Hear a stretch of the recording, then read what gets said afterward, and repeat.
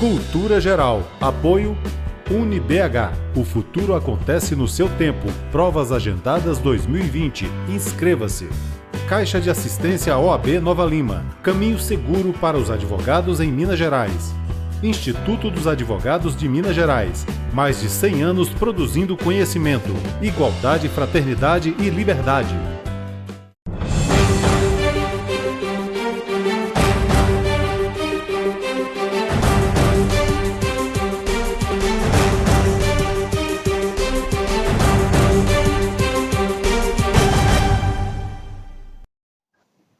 Olá, sejam todos muito bem-vindos ao Cultura Geral. Esta semana nós fizemos vários programas especiais, né? Hoje, para a gente encerrar essa semana maravilhosa de trabalho, né? Essa semana que é desafiante para a gente aqui da TV. A gente está recebendo a doutora Fernanda Amiga, chamo de Fernanda porque foi minha professora lá nas faculdades de Milton Campos, a professora lá. E eu tenho uma satisfação muito grande de receber a Fernanda aqui, porque a gente tem uma cumplicidade de ideias, né? E tem coisas que é sintonia mesmo, né? A gente bate o olho na pessoa, a gente vê o comportamento e tal. Eu tive muita dificuldade em prática 3, como todo mundo tem na Milton Campos, mas a amizade, o carinho, o respeito, né? A tranquilidade que ela, tanto a professora Fernanda quanto a professora Laura, passa para a gente, é uma coisa maravilhosa. E a gente está aqui hoje para discutir e falar um pouquinho do direito do trabalho, que a gente estava chamando, já na pós-modernidade, aí, no semestre passado, de direito do trabalho 4.0. Eu acho que agora não vai ter que chamar de 6.0, 8.0, não sei, direito do trabalho digital, não sei que nome que a gente vai dar. Mas é importante demais a gente discutir todas essas relações de trabalho, isso que está acontecendo nesse mundo novo, as relações de trabalho, como ficarão, os desafios do direito do trabalho, mesmo porque o direito do trabalho já vem sofrendo ataques aí há algum tempo, né, de uns 2 ou 3 anos para cá, com reformas em cima de reformas, e a gente precisa tratar desse assunto, e eu acho que é um momento mais do que pertinente para tratar disso. Professora Fernanda, é um prazer te receber, minha amiga, eu me sinto feliz e honrado, eu acho que é uma palavra até clichê para a gente que é advogado, me sinto honrado, mas eu me sinto muito feliz de fato mesmo se você está hoje no Cultura Geral, seja muito bem-vindo. Eu agradeço muitíssimo a oportunidade, é uma honra e um prazer muito grande poder estar aqui. Já estamos ensaiando esse encontro, né, Ederson? Já tem tanto tempo. E agora, que bom que foi bem nesse momento que a gente precisa tanto falar do direito do trabalho, né? E realmente é um carinho muito grande que eu tenho por você, uma admiração muito grande pelo seu trabalho. É um profissional que tem conhecimento e tem esse lado humano, né? Então, é muito importante mesmo esse espaço. Te parabenizo, te desejo toda sorte aí mesmo, sucesso, para continuar abrilhantando aí, né, as nossas redes sociais e nos trazendo informação, que é o mais importante nesse momento. Muito feliz de estar aqui, espero que a gente possa trazer, né, informações que possam ser úteis aí para os nossos ouvintes, né, para os nossos telespectadores. Certeza que será. Fernanda, como é que a gente vai entender o direito do trabalho nesse tempo de pandemia e nesse momento disruptivo da sociedade brasileira? Sociedade mundial, né? Na verdade, já existe, como você bem disse, um movimento de flexibilização, né, em torno dos direitos sociais. No contexto em que a gente vive, do liberalismo, do neoliberalismo, principalmente a partir da década de 70, como você bem pontuou, nós já estamos sofrendo com alterações no modo de produzir, no modo das pessoas viverem mesmo, né, se organizarem, e isso afeta diretamente a regulação dessas relações. O direito é vivo, e ele não pode ignorar essas transformações na sociedade. Então, a gente tem ali, a partir do final da década de 60 e início da década de 70, esse movimento de flexibilização do direito do trabalho, que é muito forte no sentido de colocar o direito do trabalho como se fosse o culpado do desenvolvimento econômico, do entrave ao desenvolvimento econômico. Então, quando os momentos de crise se intensificam, como a gente teve esse marco na década de 70, mais adiante em 2008, 2009, e agora, nesse momento, o direito do trabalho já estava em crise quando a gente teve a pandemia do Covid-19, afetando o mundo todo e o Brasil também, né? já vivemos, desde 2016, 2017, uma tentativa mais direta de reformas, né? Isso aconteceu não só no Brasil, mas medidas de austeridade sendo adotadas em todos os países do mundo, reformas trabalhistas em mais de 100 países pelo mundo. Então, a pandemia do Covid-19, a meu ver, ela só vem acelerar um processo que já estava em andamento, em virtude do modo de organização, né, das relações de produção em que a gente vive. Então, a tendência é realmente, no momento atual, de repensar o direito do trabalho. Eu acredito que vamos caminhar para um impasse que apresenta riscos, mas também oportunidades. O mote, para te devolver a palavra até, Ederson, e a gente... Não, fica à vontade, professor. Eu estou entrando aqui porque eu fico acompanhando as redes sociais enquanto a gente está conversando. Para a gente desenvolver a partir daí também nossa conversa, como a gente tem a inversão de valores, né? O direito do trabalho, quando ele surgiu de uma incapacidade do direito civil de regular as relações de produção, as relações de trabalho, porque é inerente a essa relação a desigualdade entre o empregado e o empregador. Então, para amenizar a desigualdade do ponto de vista econômico, é que foi necessário o dirigismo, foi necessário até para manter a paz, né, naquele momento de conflito social exacerbado, fazer algumas concessões, reconhecer algumas conquistas também, e assim o dirigismo contratual levou ao surgimento do direito do trabalho em torno dessa desigualdade. Então, é inerente, é uma característica do direito do trabalho, o princípio da proteção, essa necessidade de dotar de vantagens jurídicas aquele que está num patamar de desigualdade econômica, está em desnível econômico, para amenizar os efeitos dessa desigualdade, ter uma exploração menos cruel. No entanto, nós temos vivido, principalmente a partir dessas propostas de reforma, desde 2016 para agora, um discurso, né, de retomada das liberdades, de dar liberdade, de dar maior autonomia, de tornar mais presente a vontade, tanto individual quanto coletiva, nessas relações. Então, a gente tem visto a civilização do direito do trabalho no sentido de aumentar, fazer com que seja aumentada a eficácia da autonomia da vontade nessas relações. E, como eu disse, isso pode trazer riscos, mas também oportunidades. Nós tivemos, com a reforma trabalhista, cujo principal instrumento foi a Lei 13.467 de 2017, a diretriz maior é justamente a prevalência do negociado sobre o legislado, conferir maior autonomia aos sindicatos para a negociação acontecer, inclusive para reduzir direitos e conquistas, porque não é nenhuma novidade, a prevalência do negociado sobre o legislado, nós já temos no nosso ordenamento jurídico, e não era nenhuma novidade. A novidade que a Lei 13.467 de 2017 trouxe foi justamente a possibilidade de negociações acontecerem para reduzir direitos e conquistas e garantias, né? Gosto muito de uma metáfora que o professor Márcio Túlio Viana usa, que antes o elevador ele só podia descer até o nível do térreo, porque a gente tinha um patamar mínimo de direitos e garantias.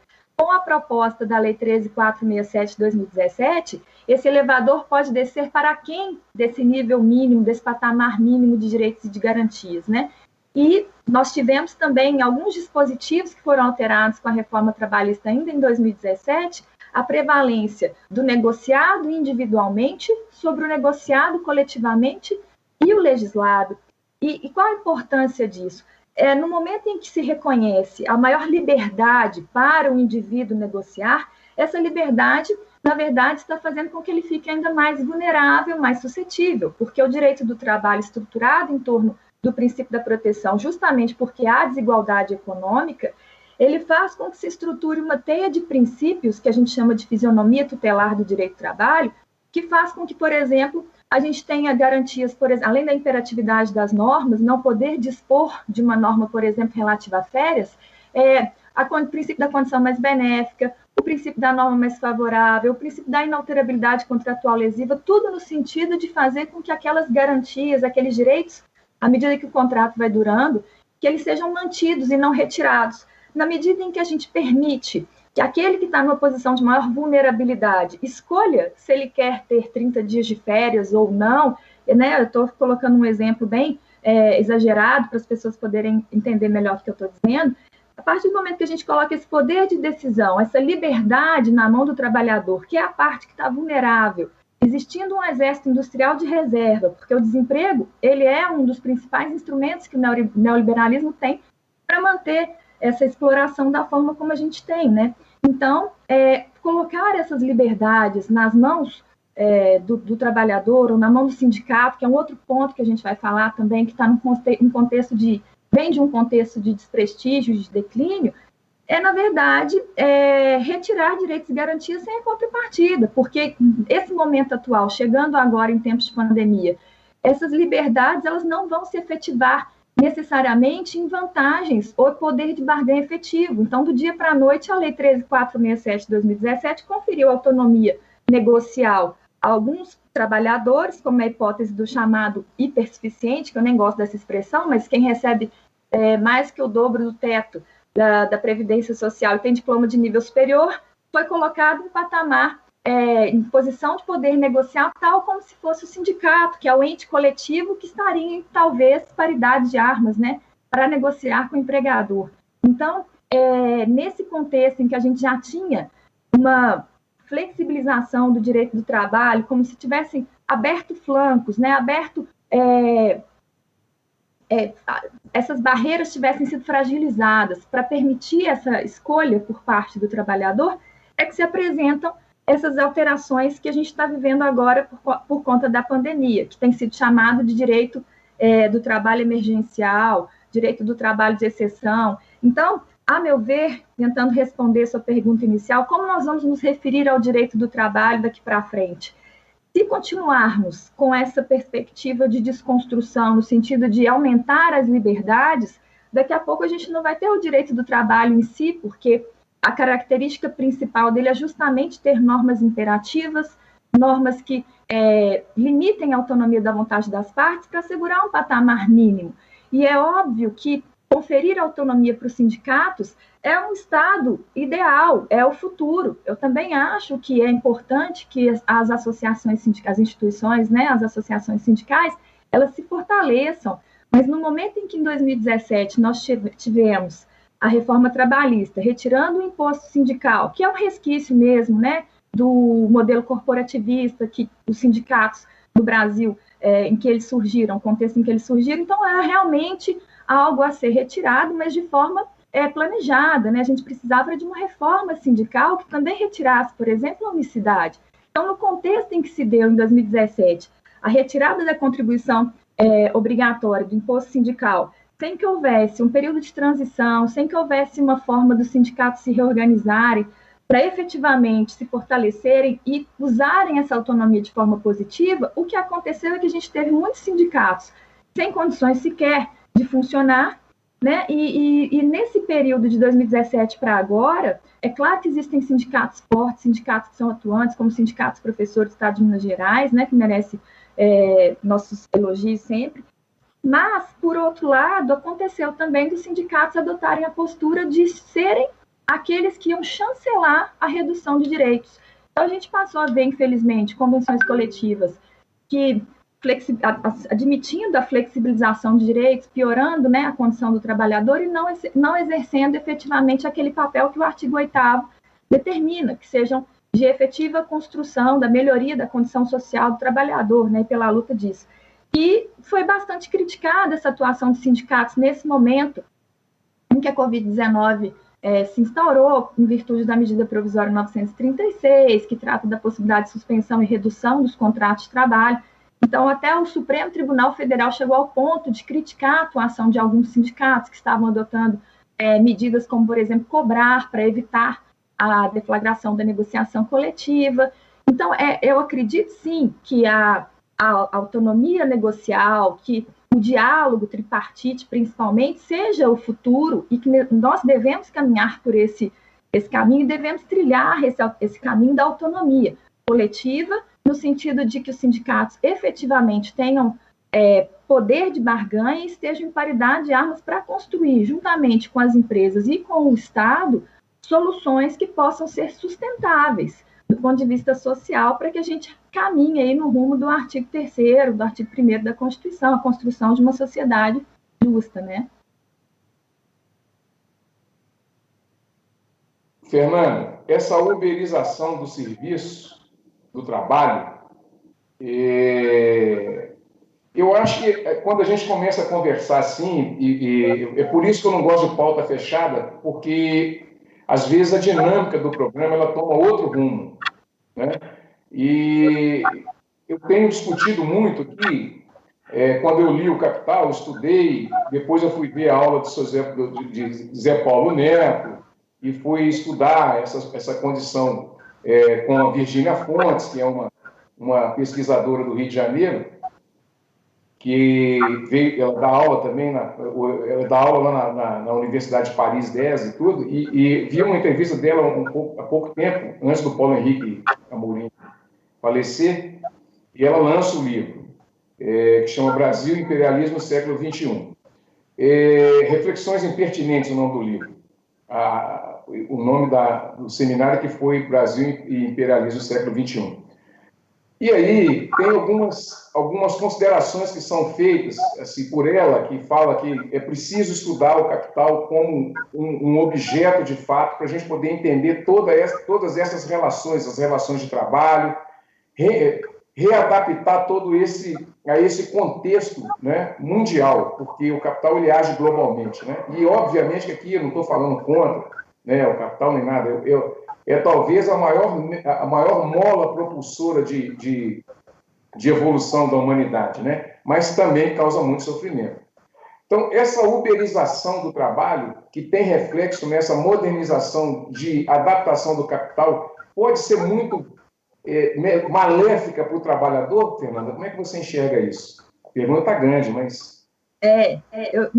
Enquanto você estava formulando, me passaram várias coisas pela cabeça, né? Você chegou a falar até do capital, e realmente, né, as sociedades, na verdade, o direito e o Estado são superestruturas que vão se organizar a partir do modo de produção que seja o principal, né? O modelo de produção que seja adotado naquela sociedade. Então, faz todo sentido, né, dentro do sistema capitalista, que se busque a mais-valia, seja pela exigência de uma maior quantidade de trabalho, seja pela potencialização. Eu vou extrair o máximo que eu puder dessa força de trabalho no tempo em que ela estiver sendo realizada. E uma forma de fazer com que essa potencialização aconteça, o ganho, né, aconteça, é fazer com que essa concorrência seja transferida para os trabalhadores, que foi o exemplo, né, a expressão que você usou, uberização, ela tem tanto o sentido de revelar que esse trabalhador ele está cada vez mais sendo colocado como sujeito, no sentido de ser o autônomo, ele vai como se fosse estar desvinculado de um empreendimento, de uma estrutura de produção, de prestação de um serviço, ganhando por ele mesmo. Na verdade, ele está concorrendo com todos. Então, uma forma de jogar para fora o jogo da concorrência e jogar para fora o próprio trabalhador dentro dessa estrutura de produzir, né? Então, ele vai, além disso, também, a forma de potencializar o ganho, nesse caso aí, para o capital, no sentido de mudar a forma de remunerar esse trabalho. Por exemplo, se a gente analisar a possibilidade do contrato intermitente, né? O empregador ele não vai pagar por tempos ociosos, no contrato intermitente ele vai pagar para o trabalhador pelas horas efetivas de dedicação àquele empreendimento, se ele for acionado e na medida em que ele for acionado. E no nosso modelo, permitido pela CLT após a Lei 13.467 de 2017, é possível, inclusive, que a gente tenha um contrato 0 hora. Então, esse trabalhador não sabe sequer se ele vai ser acionado e é possível que ele não tenha ganho nenhum. Isso faz com que ele fique mais ainda vinculado a esse sistema e que ele tenha que ter, por exemplo, mais de um tomador para poder, talvez, chegar próximo da renda que ele tinha quando ele tinha um vínculo de emprego, com carteira assinada, com aqueles direitos, né, que eram considerados o patamar mínimo assegurado constitucionalmente, como cláusula pétrea. Então, sim, como você pontuou, a terceira revolução industrial, a quarta revolução industrial que a gente vem acompanhando aí nos últimos anos, né, a globalização, a informação, a robotização, a economia disruptiva, tudo isso faz com que haja uma mudança no modo de produzir que não tem volta, né? Isso não tem volta mais, é uma questão estrutural, mas devemos pensar em mecanismos para que haja um patamar mínimo, né? Não de direitos no sentido de direito do trabalho para esses trabalhadores, mas uma forma de incluir essas pessoas no âmbito de proteção, até porque quando acontece o que está acontecendo agora, como a gente vê a crise da Covid-19, é que é jogado no nosso colo, né, escancarada a necessidade de se pensar em garantir renda para as pessoas, né? Renda mínima está sendo assegurada e a gente está tendo benefício pago para assegurar condições mínimas de trabalho, de vida para essas pessoas. Então, isso mostra para nós que o caminho não pode ser o do chamado Estado mínimo, e que, na verdade, o Estado mínimo ele atua para fazer com que os interesses econômicos dos grandes conglomerados prevaleçam, né? Então, essa uberização, ela é péssima do ponto de vista tanto de individual, o indivíduo não consegue se reconhecer enquanto parte de nenhum empreendimento, de nenhuma categoria, de nenhuma classe. Com isso, a atuação dos sindicatos também fica desbaratinada, os sindicatos vão ter que se reinventar nesse contexto para poder fazer com que haja uma estruturação, né, em torno desses, para que esses trabalhadores, que são chamados servidores, os escravos digitais, né, pelo Ricardo Antunes, para que exista aí um despertar de uma solidariedade, de um reconhecimento de união e de soma, para que haja uma construção em conjunto na defesa desses interesses, né? E é possível, também pensando ainda nessas questões da mudança do modo de produzir, hoje em dia é muito possível, como a Amazon faz, por exemplo, que você ofereça, por exemplo, na internet, um HIT de serviço, um HIT de trabalho. E aí é feito como se fosse um leilão mesmo. Quem realizar aquele trabalho por menos, vai poder realizar aquela atividade. Então, é muito preocupante do ponto de vista dos trabalhadores. Isso também é uma arma, né, que interessa ao sistema capitalista manter assim, porque aí você tem, com a precarização das condições de trabalho, você continua tendo esses trabalhadores tendo que se submeter a esse modo de produzir, né, tendo que ser explorados, porque eles não têm alternativa, não têm outros meios de proverem a sua própria subsistência. E mais do que isso, o Mastur também, citando de novo Mastur, ele tem uma expressão que é a hipertrofia do presente. As pessoas, e também Dardot e Laval desenvolvem essa linha de raciocínio no livro A Nova Razão do Mundo, no sentido de que o neoliberalismo ele usa o jogo da concorrência entre os próprios indivíduos de maneira que as pessoas estão tão ocupadas no projeto individual de sobrevivência, porque elas precisam de trabalhar para prover sua subsistência, que elas não conseguem enxergar essa exploração da forma como ela se dá, e não conseguem romper com isso, e não conseguem, e aí fazendo o nexo com o que o Mastur falou da hipertrofia do presente, não tem projetos a médio e longo prazo, vão simplesmente vivendo, né? E eu ouvi, para chancelar isso, uma pesquisa que um economista fez, né, revelou em tempos de pandemia, logo no início, quando estava sendo discutida a questão do benefício emergencial de R$600, que 92% das mães nas favelas do Rio de Janeiro não tinham uma poupança de mais de um dia. Então, se elas não trabalhassem no dia seguinte, elas não teriam dinheiro para colocar em casa nem para comprar o pão. Então, isso exemplifica muito bem esse mecanismo da uberificação, né, que você bem citou, e para os trabalhadores é bastante ruim a perspectiva, porque é um caminho estrutural, sem volta, e a gente vai ter que construir em conjunto, pelo diálogo social, essas alternativas. Professor, eu sei que, e é essa parte que eu quero explorar, essa parte humana, essa parte não só de aplicação do direito, que fica, quando a gente faz uma pauta aqui falando do direito do trabalho especificamente, ela fica voltada à materialidade do direito do trabalho. E tem tanta gente falando disso que eu acho que essa visão já está, não é que ela está esgotada, mas ela já está clichê. E eu gosto de explorar, principalmente quando tem pessoas no nível que você com a sensibilidade que você tem, de explorar outros campos também, que também está relacionado com o direito do trabalho. Uma das questões que traz o senso crítico para a gente, e que saiu os dados já tem alguns meses no IBGE, que mais de 110 milhões de pessoas no Brasil vivem com uma média de R$400 por mês, menos de meio salário mínimo. Aplicar o direito do trabalho já é uma dificuldade. Ensinar o direito do trabalho já é outra dificuldade. Entender tudo isso é um desafio enorme. Agora, lecionar com uma realidade tão cruel dessa, dói muito, é muito difícil? Eu acho que mais difícil não é nem transmitir essas informações, né? Porque o que a gente faz é tentar discutir para tentar pensar em perspectivas, né?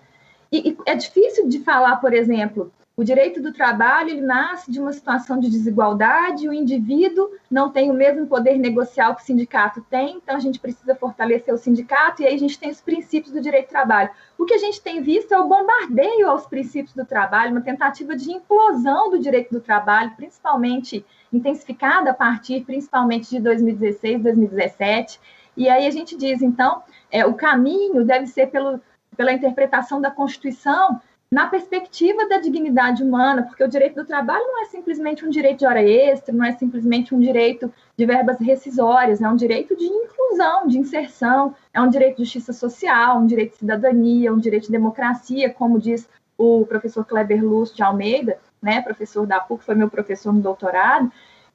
E aí, quando a gente vê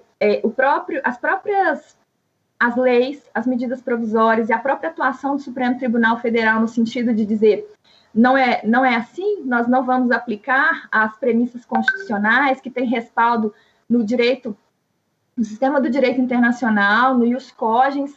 Então, a gente fica realmente, uma preocupação, né? Eu acho que vai passar, eu acho que o momento de crise é um momento inerente, o direito do trabalho ele já sofre esse bombardeio desde o seu surgimento, porque ele incomoda, né? Em alguns momentos existe aí um aperto maior, né? Em momentos de crise mais intensas, e existe esse discurso, porque querem que acreditemos que é o fim da história, querem que acreditemos que não existe alternativa, mas o próprio Financial Times, por exemplo, deu um passo no sentido de um artigo publicado pelo editorial do Financial Times um mês atrás, reconhece que a forma de exploração do capitalismo baseada no Estado mínimo, baseada num Estado que não vai adotar políticas sociais para a construção de soluções, né, sustentáveis do ponto de vista social, ela não se sustenta, e a gente tem vivido isso, então realmente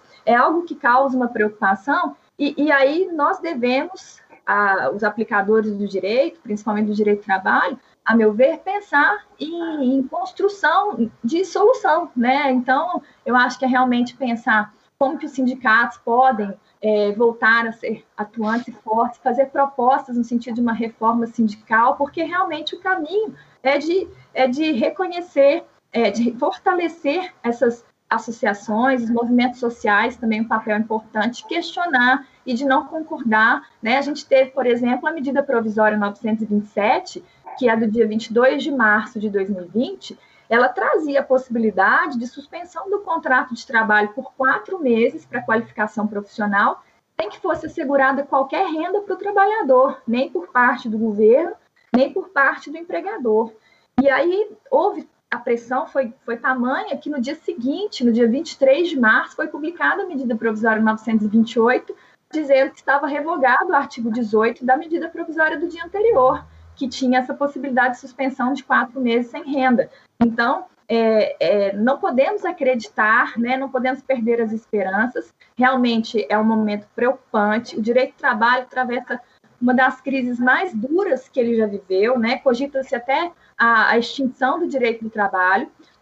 O direito do trabalho ele também atende ao sistema, ele também visa manter o status quo, né? Mas, nesse momento, ele está sendo bombardeado e a gente tem que passar por isso com alternativas, de forma criativa e nesse caminho mesmo de pensar de forma solidária, não tem outro jeito, né? Segurança jurídica, professora. Como é que a gente fica com segurança jurídica nessa situação toda? Olha, essa pergunta é bastante significativa nesse momento. Por quê? Quando começaram a surgir, né, as primeiras alterações normativas, a gente estava ainda em março, no comecinho de março, a gente teve a primeira lei, que foi a Lei 13.979, e aí muitas dúvidas surgiram do que ia ser feito. Aliás, no dia 6 de fevereiro, foi a Lei 13.979, que falava a possibilidade dos empregados de serem adotadas as medidas de isolamento, quarentena. E aí nós tivemos muitos questionamentos por parte dos empregadores sobre o que poderia ser feito. Muita gente sem saber se tinha que deixar os empregados em casa. Alguns municípios, alguns estados, determinando o fechamento de alguns tipos de empreendimento. Então, houve bastante dúvida. E as medidas provisórias que vieram no dia 22 de março, que é a 927, e depois, no dia 1º de abril, que é a 936, elas foram uma tentativa, infeliz em alguns pontos, né, e não tão infeliz em outros pontos, de tentar assegurar uma resposta, né, dar uma segurança para os empregadores adotarem as medidas, porque a CLT, por exemplo, só para ficar mais claro o que eu quero dizer, a CLT ela fala da possibilidade de concessão de férias, mas o trabalhador tem que ser comunicado com 30 dias de antecedência e o empregador tem que pagar com 2 dias de antecedência do início do gozo das férias. Então, quando em fevereiro a gente ainda estava tentando entender o que ia acontecer, para onde que a gente ia caminhar, não era eficaz usar a CLT para poder conceder férias, porque havia o risco de depois ser considerada essa medida inválida. Então, a medida provisória 927, ela traz, por exemplo, uma flexibilização em relação aos prazos, tanto de comunicação prévia quanto de pagamento das férias, de forma positiva, porque é para esse momento emergencial. Então, as férias podem ser concedidas mediante uma comunicação com antecedência de 48 horas, e pode haver antecipação dos períodos de férias. Então, nesse sentido, a medida provisória, quando ela atua no sentido de trazer regulamentação excepcional para flexibilizar prazo, que não vai prejudicar o trabalhador, aí eu acho que ela traz segurança jurídica. No entanto, em outros pontos, por exemplo, na medida provisória 936, quando ela falou sobre a suspensão e a redução de carga horária e redução de salário, trouxe a necessidade de comunicação do sindicato no prazo de 10 dias da elaboração do acordo, mas não trouxe nenhuma consequência jurídica, nenhuma sanção, não disse qual seria a consequência em caso de não comunicação do sindicato. Diante disso, né, criou bastante dúvida. Então, já tinha empregador que já estava querendo aplicar a medida provisória 936, já estava fazendo os acordos de redução e de suspensão do contrato de trabalho, nas hipóteses em que é autorizada a negociação individual com o empregado, dentro da perspectiva diretriz maior que está no artigo 2º da medida provisória 927, e aí veio uma decisão do Supremo, e uma decisão liminar do ministro Lewandowski, dizendo que precisava da chancela do sindicato. Passado mais uma semana, veio a decisão dos embargos de declaração, dizendo que, na verdade, o acordo tinha efeito desde a sua celebração, mas que poderia o sindicato deflagrar a negociação coletiva no prazo de 4 dias. Ele tinha que ser comunicado em 10, querendo deflagrar a negociação coletiva em 4 dias. No silêncio, o acordo individual seria considerado válido. E aí, pouco tempo depois, 1 ou 2 semanas, já não me lembro mais, porque essa cronologia das alterações trabalhistas está bastante ferrenha, está difícil de acompanhar em datas mesmo, vem o plenário não referenda a decisão e diz que o acordo individual é válido, que não precisa da comunicação do sindicato para que ele seja válido. Então, eu estou relatando esse ponto específico, que é desde fevereiro para agora. Essa decisão foi no final do mês de abril, né? Meados do mês de abril, 17 de abril, foi a decisão do plenário. Então, a gente viveu um momento de 1 mês e meio, quase 2 meses, aí, de absoluta incerteza. E ainda não ficou claro, porque o Supremo não entrou nesse detalhe, se não comunicar o sindicato, o que vai acontecer. A decisão deixa claro que não precisa comunicar para que seja válido, mas tem alguns juristas defendendo o entendimento de que vai ter alguma referência, alguma repercussão. Então, é um momento de absoluta insegurança jurídica. A verdade é que a gente vai ter depois uma modulação da jurisprudência para acomodar essas situações de dúvida. Por exemplo, a portaria que é do dia 24 de abril, ela até trouxe algumas respostas, porque tinha vários questionamentos que decorriam, né, da medida provisória. Essas duas são as principais, em relação à possibilidade, por exemplo, de aplicar redução para empregados aposentados, redução e suspensão, porque eles já recebem benefício previdenciário, não poderiam, então, se beneficiar do benefício emergencial. Então, estamos vivendo, sim, um momento de insegurança e de incerteza, que, para isso, o Supremo Tribunal Federal tem sido acionado para sanar, e aí fica complicado, porque na fala, por exemplo, do ministro Alexandre de Moraes, que suscitou a divergência em relação a essa questão, se seria válido o acordo individual ou se precisava da chancela do sindicato para que ele fosse válido. A fala do ministro Alexandre de Moraes foi no sentido de que, nesse tipo de situação, não há conflito. A gente tem uma convergência de interesses do empregado, do empregador e da sociedade para a manutenção do emprego e da renda. E aí isso justificaria o direito, nesse caso, emergencial, né, uma exceção. Então, por que eu estou dizendo isso?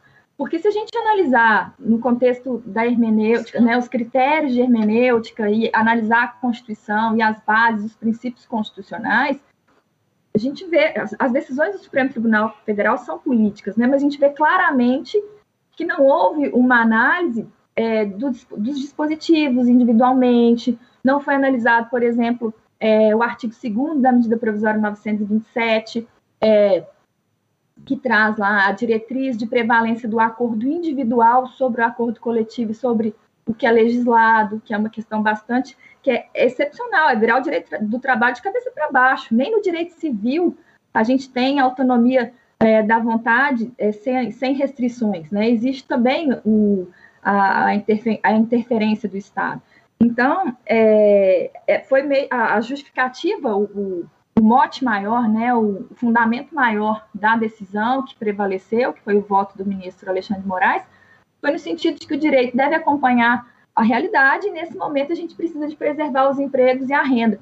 Isso a gente, 17 de abril. Se lá atrás, no dia 6 de fevereiro, quando a gente teve a primeira lei, a 13.979, tivesse havido uma mobilização no sentido de vamos colocar as empresas conversando com o sindicato e com o governo, talvez a gente não tivesse chegado a esse ponto, né? Não estou criticando a decisão em si, não estou criticando a justificativa, porque acho que o direito deve acompanhar as necessidades, né, a sociedade, mas, como a fala do ministro Lewandowski, que foi o relator, que a princípio disse que o acordo individual não podia prevalecer sem que houvesse pelo menos a oportunidade do sindicato questionar e analisar, a fala do ministro Lewandowski é no seguinte sentido: a Constituição, em momentos de crise, é que deve ser mais ainda preservada e enaltecida. Ela já tem uma regra de exceção, que está no artigo 7º, inciso 6º, que é a possibilidade de redução do salário por acordo ou convenção coletiva.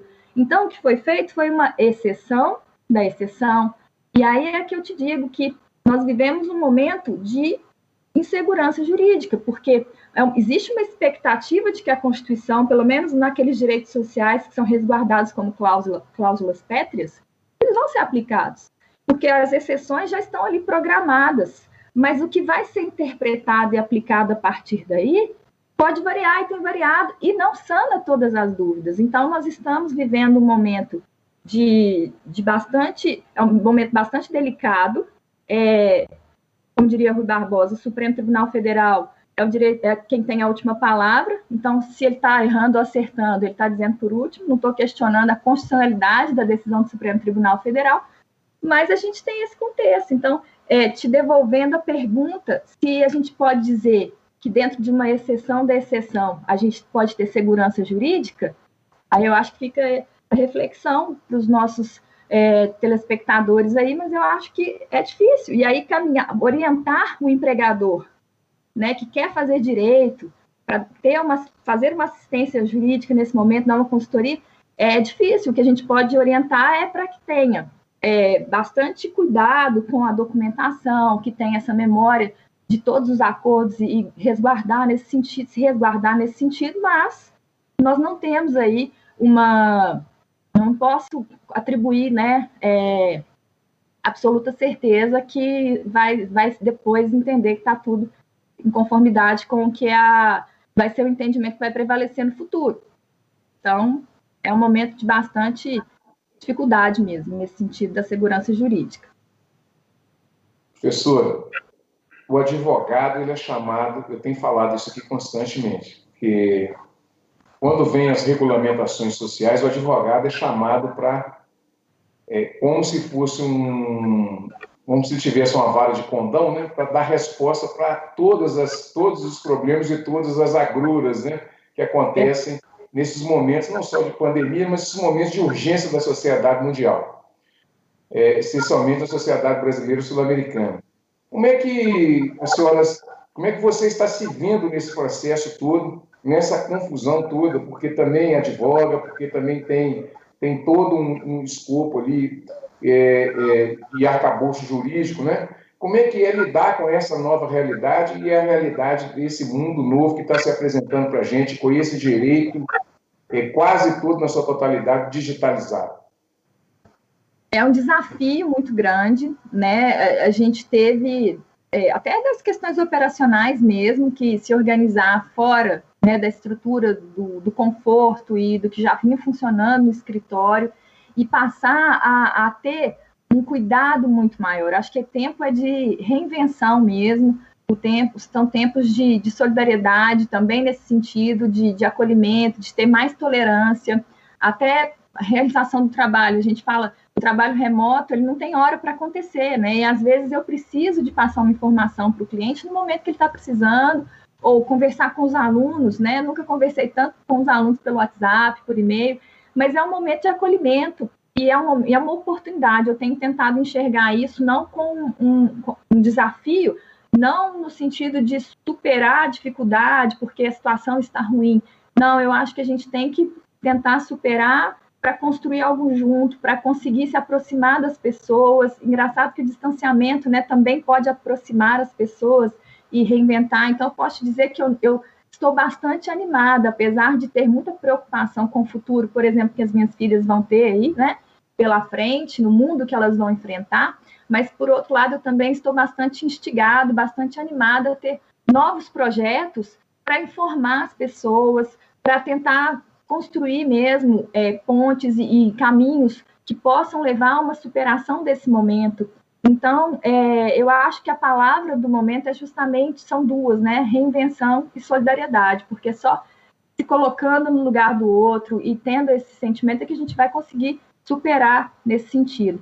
E, sim, eu acho que, além desse aspecto, a informação, a gente tem que estar cada vez mais, isso aí fica para os colegas advogados, né, juristas, estão vivendo isso, os meus alunos também, eu não começo nenhuma aula mais desde fevereiro, sem falar, gente, vou atualizar aqui você sobre o que está acontecendo em relação às alterações no âmbito do direito do trabalho.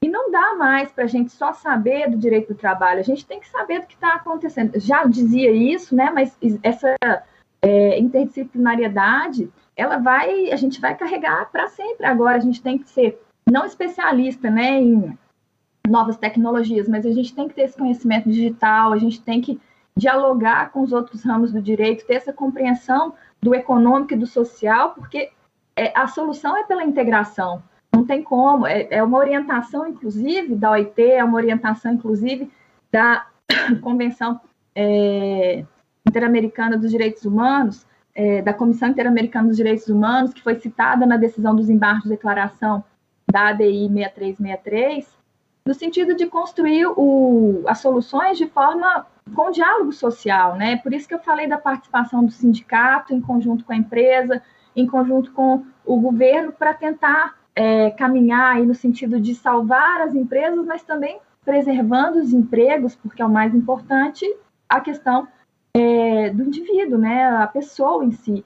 Então, eu tenho me sentido um pouco desafiada e tendo essa motivação, sabe, de ter esse olhar mais social do direito mesmo, né, porque não é simplesmente manter, o mais importante não é o aspecto econômico, o mais importante não é simplesmente funcionar, é que as pessoas estejam bem, porque se a gente sair dessa crise, dessas dificuldades que a gente tem vivido da mesma forma como a gente começou, a gente não aprendeu nada e perdeu uma grande oportunidade, né, com isso tudo.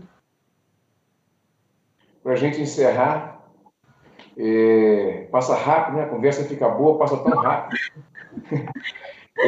Para a gente encerrar, professor, eu queria que você fizesse uma fala, né? Porque o trabalhador deixou de ser trabalhador e virou colaborador, né?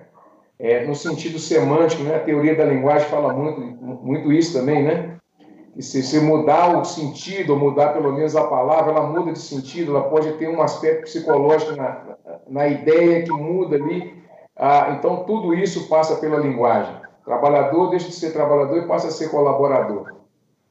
Eu continuo sendo trabalhador, tá? Eu quero continuar sendo assim, raiz ainda e tal. Mas qual o recado, ou qual mensagem é o melhor, quer dizer, qual mensagem você deixaria para os trabalhadores hoje, para as pessoas que precisam do direito do trabalho, precisam que esse direito sobreviva apesar dos ataques, e também que você diria para os alunos, né? Os alunos que têm a sua presença como professora, que acompanha também todo esse arcabouço, fica tenso também, né? Inseguro com toda essa condição que a gente tem vivido. Bom, em primeiro lugar, eu gostaria de dizer que isso vai passar, né? E que a gente tem que tentar ter um olhar positivo para essa situação. Eu tenho percebido mesmo a angústia muito grande desses chamados trabalhadores, colaboradores, né? Enfim, servos digitais, se vou falar um pouquinho disso antes de me despedir, mas eu acho que o que a gente tem que fazer é não se abater. Claro que tem dias que são mais difíceis, mas estar em constante aprendizado, a gente precisa cada vez mais. E aí, gente, quando eu falo de aprendizado, não é simplesmente olhar numa rede social o que está acontecendo, a gente tem que ir na fonte, né, ler as medidas provisórias, entender as alterações que estão sendo propostas, questionar, não concordar com isso. Acho que o papel que a gente pode, nesse momento, professora, mas fica difícil, por exemplo, o empregado dizer para o patrão que não vai assinar o termo de suspensão do contrato de trabalho, de redução. Não é isso, é ter um diálogo com esse empregador, é tentar uma via de conversa para entender se realmente aquela medida é uma medida necessária, é uma medida transitória. Então, eu acho que é um momento mesmo em que a mediação vai estar em alta. Acho que a gente deve, aí pensando, né, nos profissionais do direito, nos alunos, transformar, converter essa angústia, igual passam lá o aperto que você mencionou na prática 3, né? Enquanto a gente está ali naquele momento, passando por aquela dificuldade, a gente não consegue entender muito bem por que daquilo e se aquilo vai dar em algum lugar, mas quando a gente supera essa dificuldade, nasce algo bom. Eu tenho recebido muitas mensagens de alunos que foram meus alunos já há mais tempo, que se formaram, e falando que como foi positiva a experiência de passar por esse desafio, né? Essa dificuldade, essa dedicação. Então, a minha sugestão é que estudem, não acreditem em tudo que vem nas redes sociais, procurem as fontes que sejam fontes fidedignas, estudem, questionem, façam propostas, sejam profissionais que tenham esse lado humano, que ouçam também as pessoas. E, como você falou, dos colaboradores, isso é também uma estratégia, né, sem dúvida nenhuma, para tentar fazer com que esse trabalhador ele se sinta parte desse empreendimento, que ele vista a camisa desse empreendimento e que ele passe a se sentir parte daquilo. O colaborador ele está integrado a ponto de não perceber que ele está sendo ali, ele está numa posição de desvantagem, né, naquele empreendimento, no sentido de ser explorado e no sentido da mão de obra dele ser necessária. Então, é uma forma mesmo que o sistema tem para fazer com que esse empregado ele se sinta integrado, não questione. E aí ele vai também passar a competir com os outros, né, e fiscalizar até mesmo esses outros trabalhadores. Então, nesse sentido mesmo, é que isso favorece uma tática mesmo de manter essa característica aí da cooptação.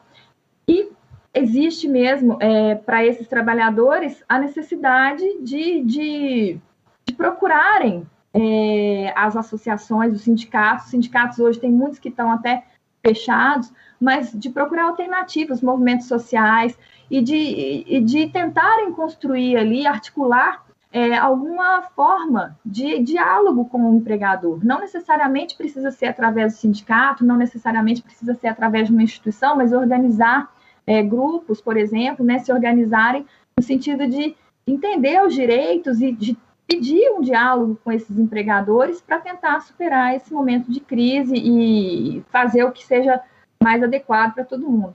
Então, mediação também é algo que pode ajudar muito nesse momento, e a ideia é mesmo da gente continuar firme em casa, e estudando, e com amor, e a gente vai superar isso tudo, sim.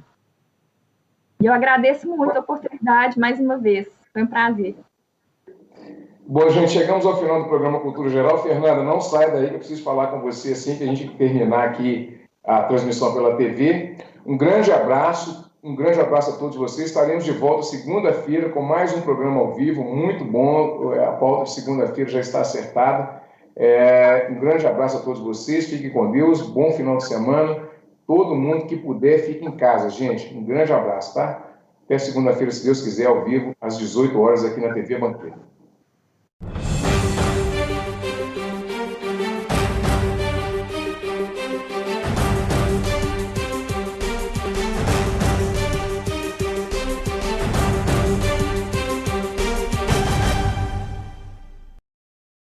Cultura Geral. Apoio UniBH. O futuro acontece no seu tempo. Provas agendadas 2020. Inscreva-se. Caixa de Assistência OAB Nova Lima. Caminho seguro para os advogados em Minas Gerais. Instituto dos Advogados de Minas Gerais. Mais de 100 anos produzindo conhecimento, igualdade, fraternidade e liberdade.